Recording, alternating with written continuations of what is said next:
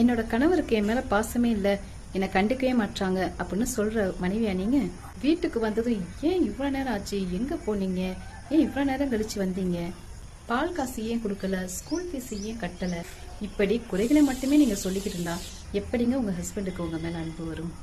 குர்ஆன் அல்லாஹ் சொல்றான், கணவன் மனைவி ஒருவருக்கொருவர் ஆடைகளை போன்றவர் என்று.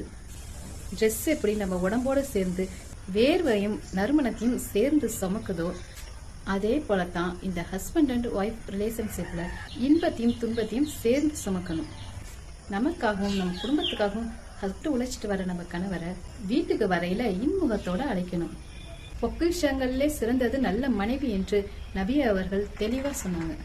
அவன் அவளை பார்த்தால் மகிழ்விப்பான், அவள் கட்டளையிட்டால் கட்டுப்படுவான்.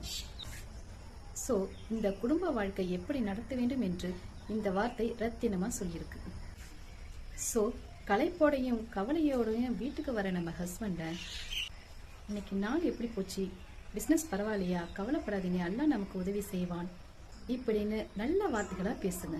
இப்படி துன்பமான நேரத்திலையும் இன்பமாக பேசக்கூடிய மனைவியில தான் கணவருக்கு பிடிக்கும்.